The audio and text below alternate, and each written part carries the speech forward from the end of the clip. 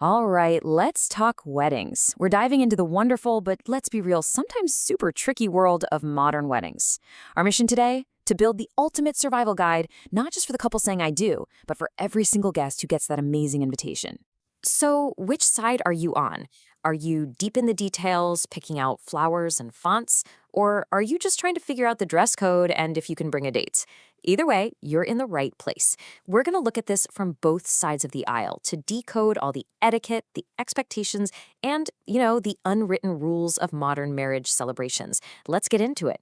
And it all kicks off with the invitation, that beautiful piece of paper that shows up in your mailbox. Yeah, it's more than just a piece of mail. It's kind of the first pop quiz in wedding etiquette for everybody involved.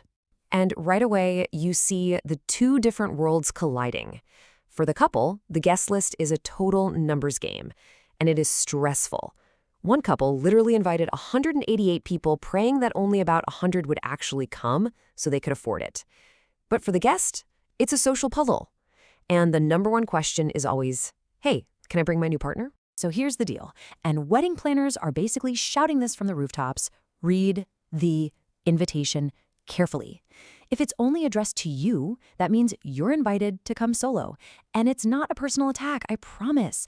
It's just the reality of tight budgets, venue limits, and hey, the couples wish to be surrounded by the people they truly know and love. Okay, so once you've figured out who is actually invited, your next big job is to respond. And please, do it on time. That little RSVP card isn't just a formality. For the couple, it is everything. It's the data that determines the final bill for catering, how many chairs they need, who sits where, the whole shebang. And if you don't think it's a big deal, look at this number. At one wedding, 11 people who RSVP'd yes just didn't show up. That's not just 11 empty chairs. That's 11 meals that were paid for going completely to waste. It's a huge, expensive bummer. So unless there's a real emergency, your yes has to mean you'll be there. Okay, so you've sent in your RSVP, and now comes the next big challenge, the dress code. I know, it can feel like trying to crack some kind of secret code, but these terms actually have pretty clear definitions. Let's start at the very top of the ladder. If that invitation says black tie, it means you go all out. We're talking a formal, floor-length gown for the ladies and a classic tuxedo with a bow tie for the men. This is the absolute peak of wedding fancy. Now, the most common dress code you'll probably see is cocktail attire. It's a step down from black tie, but it's still really elegant. For women, think a dress that's T-length, knee-length, or a midi. For men, a suit and tie is perfect. It really is the sweet spot between looking sharp and feeling comfortable. And then we have semi-formal, which, loosens things up a bit. You've got more flexibility here. A stylish dress or even a pantsuit works for women. And for men, a dress shirt and slacks is the way to go. Tie is optional. The main goal is just to look polished and put together. But listen, across all of these dress codes, there is one single, unbreakable rule. Unless you have been explicitly told otherwise by the couple, do not wear white, or ivory, or cream, or off-white. Just don't do it. That color is reserved for the main characters of the day, period. Okay, so you might be wondering, why are all these rules about +1s and RSVPs so incredibly strict? Well, a huge part of it boils down to one thing, really: money. So let's pull back the curtain on the real financial picture of a modern wedding. Just take a second and look at this number. This isn't some average from a magazine. This is the actual line-by-line total that one real couple spent on their wedding day. Over $53,000. When you see a figure like that, you suddenly start to understand why every single guest and every single plate counts. So where in the world does all that cash go? This breakdown is pretty fascinating. The biggest slice of the pie, more than a quarter of the entire budget, is for food and drinks.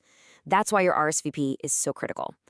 But then you've got these huge costs for photo and video, flowers and decor, and the venue itself.